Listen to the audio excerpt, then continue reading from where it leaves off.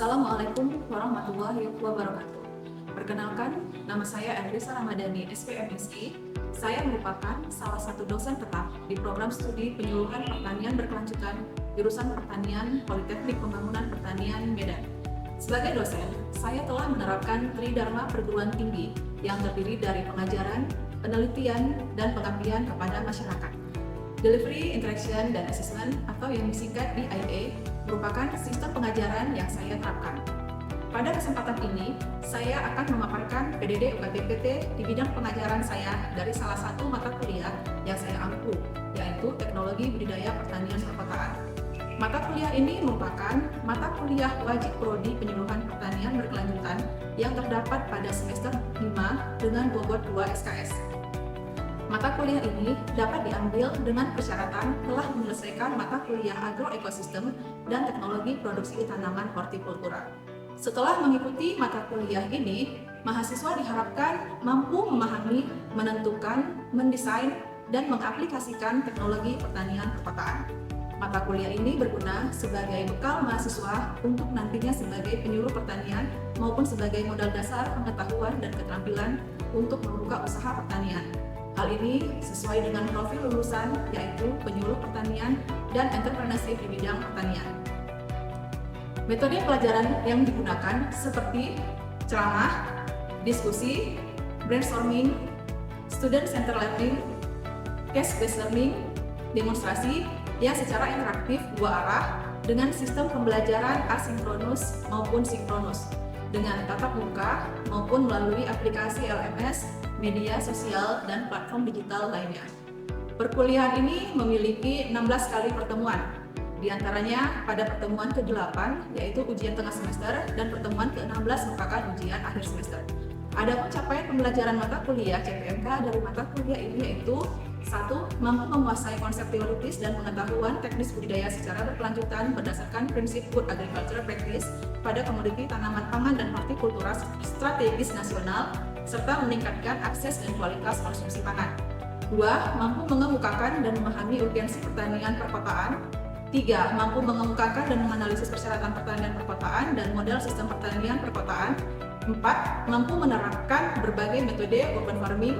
5. Mampu memahami sistem budidaya secara hidroponik. 6. Mampu menganalisis dan mengaplikasikan media tanam yang digunakan pada sistem budidaya secara hidroponik. 7. Mampu mendesain dan mengaplikasikan sistem budidaya secara hidroponik yang akan digunakan. 8. Mampu mengkombinasikan dan mengaplikasikan nutrisi yang sesuai pada sistem budidaya secara hidroponik. 9. Mampu melakukan budidaya secara hidroponik. 10. Mampu menerapkan panen dan pasca panen pada sistem budidaya secara hidroponik. 11. Mampu mengaplikasikan pemanfaatan pekarangan. Adapun sub CPMK terdiri dari 1. Urgensi pertanian perkotaan, ruang lingkup, konsep pertanian perkotaan, karakteristik pertanian perkotaan, potensi dan peluang pertanian perkotaan. 2. Menganalisis persyaratan pertanian perkotaan dan model sistem pertanian perkotaan. 3. Metode urban farming. 4. Sistem budidaya secara hidroponik. 5. Media tanam yang digunakan pada sistem budidaya secara hidroponik. 6. Desain rancang bangun sistem budidaya secara hidroponik. 7. Nutrisi pada sistem budidaya secara hidroponik. 8. Persemaian dan penanaman pada sistem budidaya secara hidroponik. 9. Pemeliharaan dan pengendalian hama dan penyakit pada sistem budidaya secara hidroponik. 10. Panen dan pasca panen yang sesuai pada sistem budidaya secara hidroponik.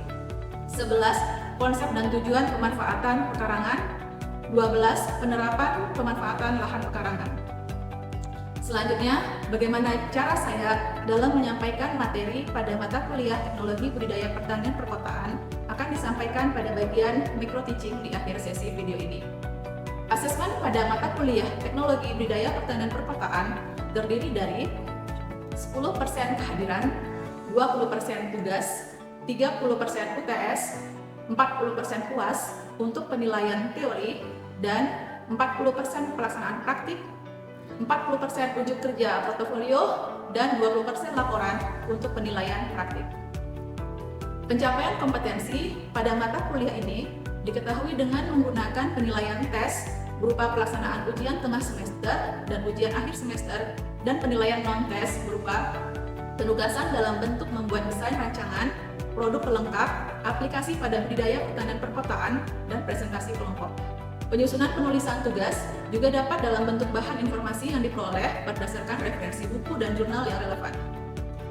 Diharapkan pada pertemuan ke-11 ini, mahasiswa mampu mengkombinasikan nutrisi dan mengaplikasikan nutrisi yang sesuai untuk digunakan pada sistem budidaya secara hidroponik.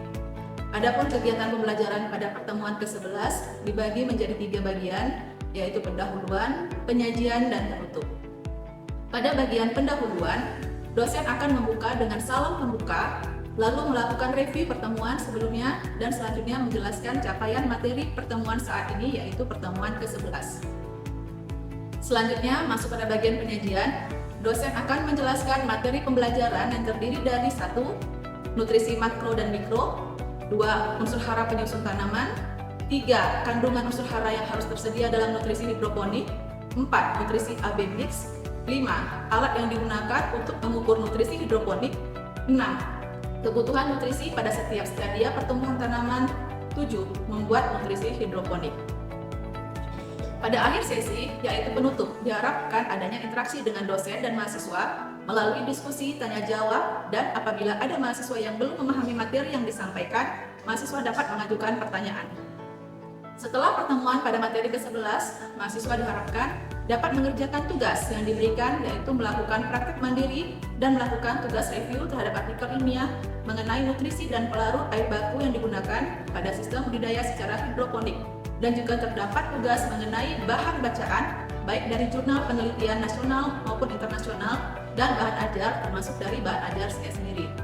Mari kita saksikan bagaimana saya membawakan materi dari mata kuliah Teknologi Budidaya Pertanian Perkotaan pada pertemuan ke-11 secara luring berikut ini. Terima kasih.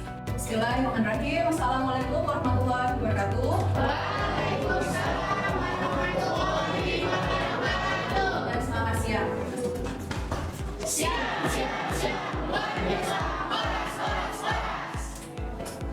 Alhamdulillah kita hari ini sudah bertemu kembali dalam mata kuliah budidaya pertanian perkotaan. Nah, tapi sebelum kita memulai mata kuliah kita pada hari ini, terlebih dahulu kita akan berdoa. Pada nonton, saya akan memimpin doa. Ibu, izin tentang keseluruhan duduk jawab mengawali perkuliahan pada pagi hari ini karena berdoa sesuai agama dan keyakinan masing-masing. Berdoa dimulai. Berdoa selesai.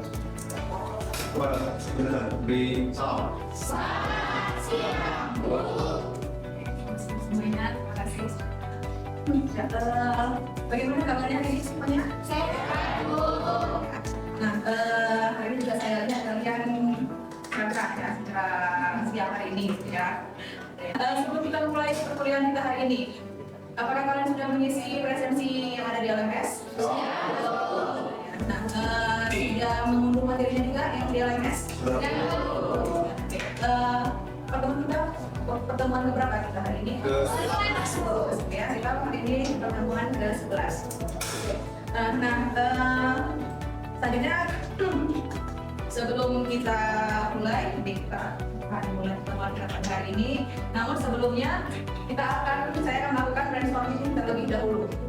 Ya, brainstorming terlebih dahulu mengenai pertemuan pada materi sebelumnya yang minggu lalu. Oke, yang pertama, siapa yang masih ingat dengan materi tentang weak system?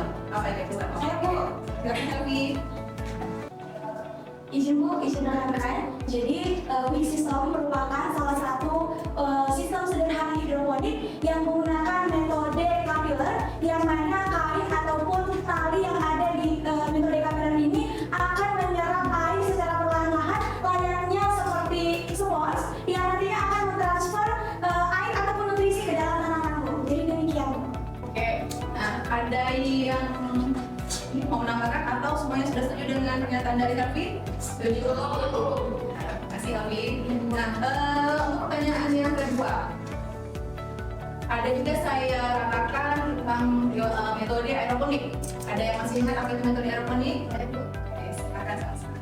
Bu, izin menjawab. Jadi Bu, metode aeroponik adalah metode yang menggunakan air, di mana air ini disemprotkan atau ditaburkan seperti butiran embun yang disemprotkan kepada akar tanaman. Oke, terima kasih sama-sama. Masih kita akan mulai dengan materi yang berikutnya, yaitu pada hari ini apa itu materi kita hari ini? nutrisi pada sistem budidaya hidroponik. Oke, nah sebelum kita masuk ke materinya, saya ingin mengingatkan kepada adik-adik terlebih dahulu, seperti dikatakan di awal pertemuan, kalau di budidaya hidroponik itu biasanya yang lebih dominan ditanam adalah tanaman jenis hortikultura, ya, yang dikonsumsi sayurnya itu biasanya sayur dan daun atau yang dikonsumsi bagian buahnya. Untuk mata kuliah ini, capaian pembelajarannya itu pertama, mahasiswa mampu mengaplikasikan teknik budidaya tanaman secara tanaman pangan dan hortikultura berdasarkan prinsip good agricultural practice dan ramah lingkungan serta menghasilkan produk pertanian yang aman, sehat, utuh, dan halal. Nah, yang kedua, mahasiswa mampu mengkombinasikan nutrisi dan mengaplikasikan nutrisi yang sesuai untuk digunakan pada sistem budidaya pertanian secara hidroponik. Nah, yang ketiga, mahasiswa mampu bertanggung jawab, mandiri, kerjasama, dan tumbuh jiwa kewirausahaan. Jadi nanti setelah pertemuan hari ini, diharapkan kalian sudah mengerti tentang nutrisi hidroponik dan cara pengaplikasiannya di lapangan pada saat budidaya secara hidroponik. Oke, nah, nutrisi untuk hidroponik. Seperti pada tanaman-tanaman yang lain, nutrisi itu sangat dibutuhkan untuk pertumbuhan tanaman. Ya, ada faktor tumbuh untuk pertumbuhan tanaman. Tumbuhan esensial itu terdiri dari air, cahaya, nutrisi, dan CO2. Nah, ya, kemudian nutrisi esensial ini memang mutlak diperlukan tanaman untuk pertumbuhannya. Kalau ini tidak ada nutrisi esensial, maka pertumbuhan tanaman akan terhambat. Nah, kalau kita lihat berdasarkan nutrisi yang dibutuhkan tanaman itu terbagi dua lagi, ya, ada unsur hara, makro, dan mikro. Nah, jadi unsur hara makro ini merupakan unsur hara yang paling banyak dibutuhkan oleh tanaman, dan ini juga harus terdapat di unsur hara yang diberikan kepada tanaman yang diperlukan untuk pertumbuhan tanaman. Jadi bukan hanya untuk tanaman yang ditanam, tapi juga di hidroponik. Ya, namanya untuk tanaman jadi tetap dibutuhkan oleh tanaman yang makro dalam jumlah besar dan yang mikro dalam jumlah yang kecil. Ya. Nah, kalau makro ini ada terbagi ada NPK, CA, MGS, kemudian yang mikro itu ada E, MN, CN, CU, CO, B, MO, dan CL. Nah, kalau biasanya kalian menanamkan di tanah. Ya, di tanah itu sudah terdapat unsur hara. Jadi walaupun ya tidak dikatakan hidup, sudah ada unsur hara yang di tanah. Nah, kita ini hidroponik. Kalau hidroponik ini menggunakan media air, ya, sehingga unsur hara itu harus dimasukkan ke dalam media air tersebut. Unsur haranya tadi ada makro dan mikro yang diperlukan oleh tanaman. Oke, nah, tujuan dari pemberian nutrisi hidroponik itu menambahkan unsur hara yang dibutuhkan tumbuhan pada media tanamnya. Untuk larutan nutrisinya di hidroponik ini ada campuran garam, air, dan mineral. Jadi juga harus sesuai dengan proporsi yang dibutuhkan tanaman, ya, karena kebutuhan tanaman juga berbeda-beda. Oke, nah kalau hidroponik tadi ya karena dari air, jadi dia langsung ke akar. Nutrisinya itu langsung ke akar penyerapannya. Nah, di sini kita lanjut ke kandungan pupuk yang harus ada dalam nutrisi hidroponik tadi, termasuk unsur hara apa? Nitrogen, makro, ya, makro, sehingga memang harus dibutuhkan oleh tanaman. Kenapa? Karena nitrogen ini berfungsi untuk pertumbuhan vegetatif, ya, untuk menumbuhkan akar, batang, dan daun. Nah, kalau nitrogen kurang, pertumbuhan tanaman juga akan terhambat, ya. Nah, itu nanti kalau berlebih juga akan berdampak juga ke tanaman, ya. Jadi harus sesuai dengan kebutuhan tanaman. Oke, selanjutnya fosfor. Fosfor juga salah satu unsur makro yang harus ada di unsur hara yang diberikan ke tanaman. Nah, kenapa? Karena unsur hara P ini dapat merangsang pembentukan dan perkembangan akar dan bunga, berkontribusi pada pematangan biji, mendorong pembentukan biji dan fikir tanaman. Kalau P ini lebih ke arah generatif, walaupun dia juga dibutuhkan di vegetatif. K juga, ini juga unsur hara makro, fungsinya untuk memperkuat akar dan batang sehingga tanaman tidak mudah rusak. Oke. Nah, K ini juga memberikan kekuatan dan ketahanan terhadap penyakit, meningkatkan ukuran biji, meningkatkan kualitas buah. Jadi fungsi dari si K ini juga sangat berpengaruh terhadap pertumbuhan tanaman. Ya, ini juga sebenarnya lebih dominan ke pertumbuhan generatif juga, ya. Walaupun tadi mungkin ada di sekitar ini yang berpengaruh di pertumbuhan vegetatifnya. Nah, selanjutnya kalsium. Kalsium ini untuk merangsang pembentukan dan perkembangan akar lateral, meningkatkan vigor, dan merangsang pembentukan biji. Nah, inilah selanjutnya ada magnesium, juga mempunyai fungsi untuk menyeimbangkan kadar pH yang ada pada air yang digunakan dalam sistem hidroponik. Terus ini, inilah intinya di nutrisi hidroponik. Nutrisi hidroponik ini berbeda dengan unsur hara yang sering kalian pakai ketika budidaya langsung di tanah ya, dengan menggunakan media tanah ini. Kalau di hidroponik, nah nutrisinya terdiri dari dua jenis ya. Ada namanya kelompok A, ada kelompok B. Nih, tapi tadi terdiri apa? Garam, mineral tadi ya, dicampur dengan air. Tuh. Nah, di dalam garam anorganik ini ada terdiri dari unsur hara NPK, Ca, NPS, dan tadi ada nutrisi mikronya, unsur hara mikronya juga. Tuh. Dan jadi kalau nutrisi hidroponik ini dia terdiri dari dua, ada A dan B. Nah, dalam pengaplikasian nutrisi di hidroponik ini juga kita tidak bisa sembarangan ya, karena tadi dia ada A dan B.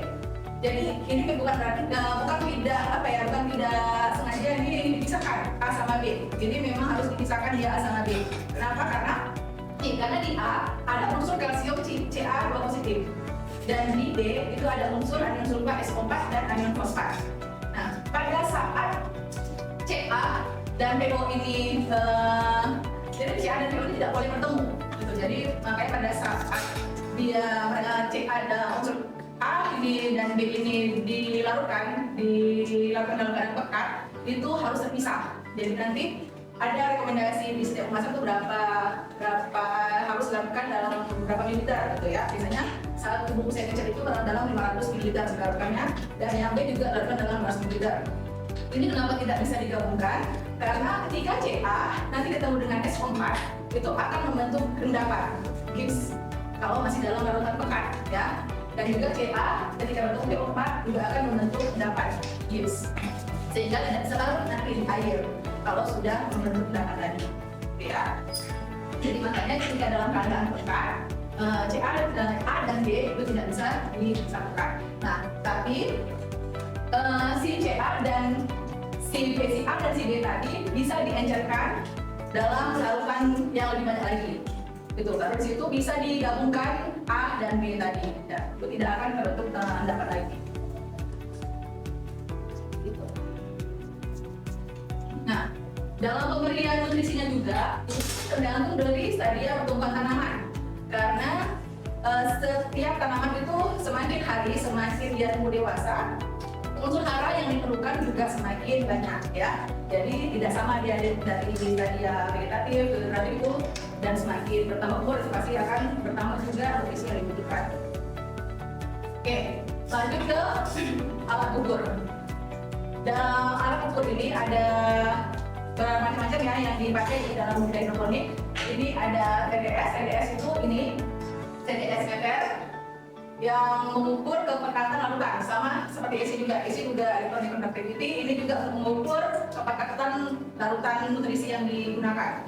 Kemudian juga ada pH meter. pH meter yang ini untuk mengukur berapa pH dari media yang digunakan, pH dan larutan media yang digunakan.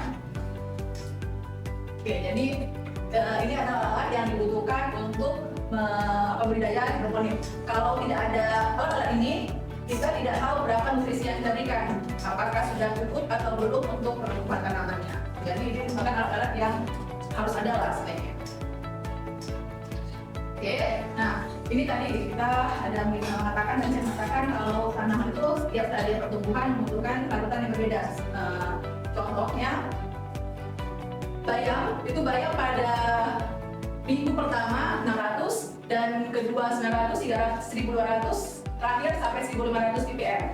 Nah, ini juga berbeda juga ya. Bayam, kemudian ada melon, itu sayuran buah, dan tomat itu ini juga berbeda. Biasanya sayuran daun itu lebih sedikit unsur besaran ppm-nya dibandingkan dengan sayuran buah. Sayuran buah itu dia banyak nutrisi yang dibutuhkannya. Kalau sayuran misalnya sekitar 900 sampai 600, 400 sampai 900. Kalau Ini contoh dari nutrisi abenis yang ada di pasaran. Nah, tapi ada juga nutrisi hidroponik ini sebenarnya bisa juga dibuat ya, walaupun kita nggak tahu kemampuannya ini bisa kadang belum bisa menggantikan nutrisi hidroponik yang tadi dibeli di pasaran tadi gitu ya. Jadi bisa juga dibuat dengan mencampurkan pupuk-pupuk ini NPK, KCl, dan Dasil. Oke, nanti bisa coba kalian coba sendiri. Ini ada cara-cara membuatnya juga. Nah, kemudian bisa juga dengan menggunakan nutrisi yang berasal dari bahan alami, nah jerami, kotoran ayam dan sebagainya itu. Nah, tapi kalau pengalaman biasanya dengan menggunakan ini belum bisa menggantikan dan harus dikontrol setiap hari ppm dari nutrisinya karena bisa tidak stabil ya ppm-nya. Ini juga cara pembuatannya. Nah, selanjutnya kita akan coba membuat menaruhkan nutrisi abenis ya. Nah, ini sudah ada instruksi kerjanya, nanti coba kalian kerjakan. Oke, ini tadi ya, yang tadi ada instruksi kerja pembuatan peralatan nutrisi hidroponik. Ini ada dua jenis, ada yang sayuran daun, ada yang sayuran buah. Tapi kita mau mencontohkan yang nutrisi yang sayuran daun. Ya, ada yang mau bantu saya? Sini, Bu. Beberapa orang ya, biar cepat kerjanya, bisa kita rame-rame kerjakannya. 5 orang nggak apa-apa ke depan. Ya, jadi di sini ada instruksinya. Mulai. Ayo, mulai lagi. Ini untuk yang, nah ini dia beda. Ini ada yang A, ada yang B. Ini biasanya yang ini yang A, yang A yang merah, yang B yang warna ini. Coba kita masukkan ke dalam, kemudian tambahkan sampai 500 ml air. Kita ini mau mencoba menggunakan air hujan. Oke, coba sini satu orang yang kita coba ini ppm air hujan. Ini berapa? Ini coba contoh air hujan.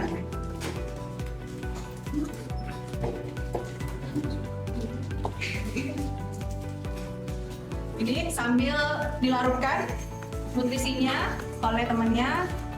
Ini kita akan memasukkan media yang akan digunakan, media air. Ini air hujan. Berapa ya? 14 kan? Dari sini ini yang air hujan yang ada di kita ini 14 ppm ya. Berarti kan kecil ya. Hampir mendekati 0.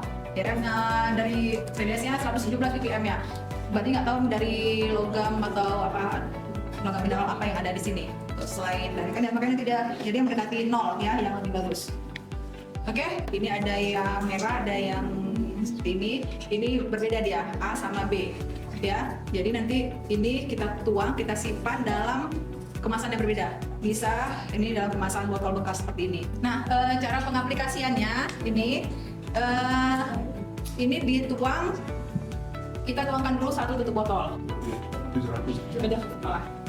Ini 700 ya, masih ada sedikit apa-apa lah. Jadi kurang. Nanti bisa kita coba, kita tambahkan air lagi bisa. Gitu. Nah, misalkan udah 700, lalu sistem kita tanamkan di sini tanamannya. Garis random.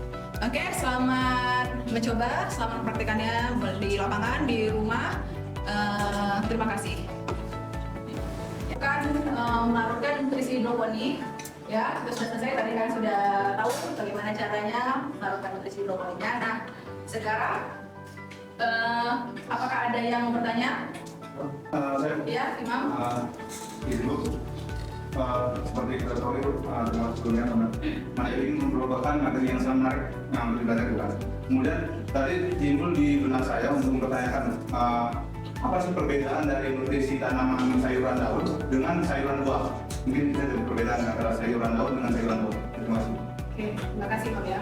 Bagus.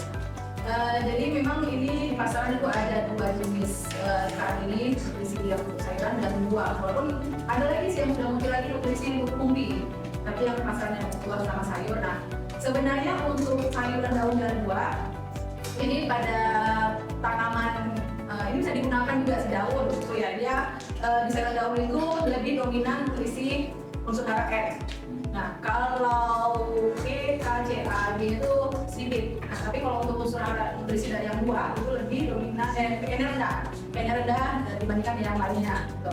Nah, tapi untuk tanaman ini pada masa vegetatif, mau dia daun buah, daun ya pakai daun buah pun pada saat vegetatif dia bisa juga menggunakan nutrisi sayuran daun. Tapi pada saat dia sudah mencapai generatif, ini digantikan dengan sebaiknya digantikan dengan nutrisi yang sayuran buah tadi.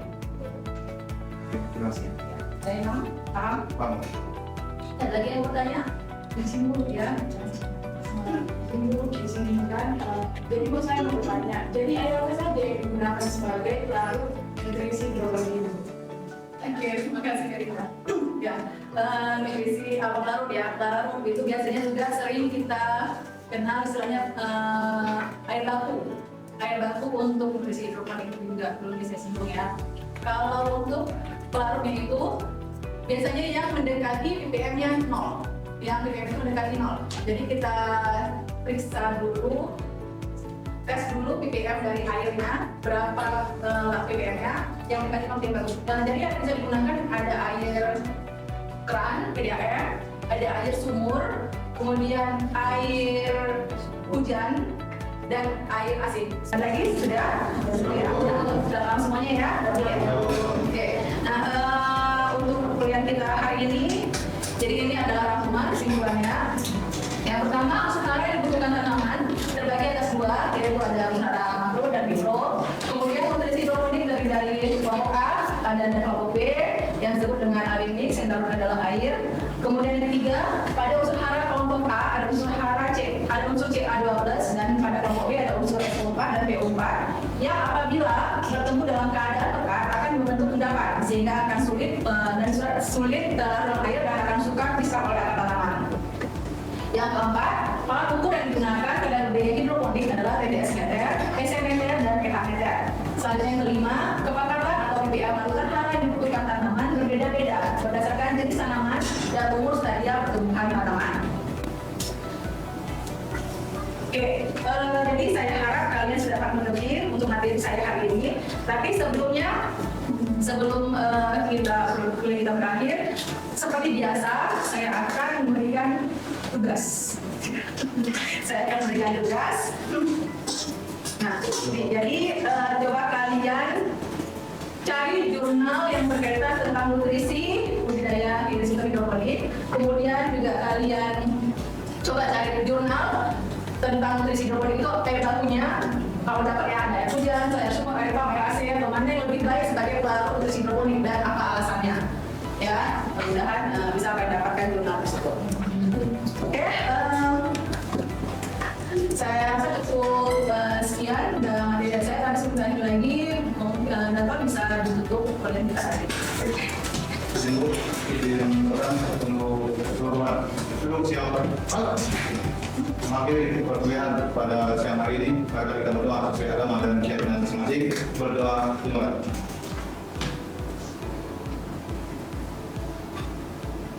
Berdoa selesai. Kepada tugas beri salam. Selamat siang semuanya. Terima kasih.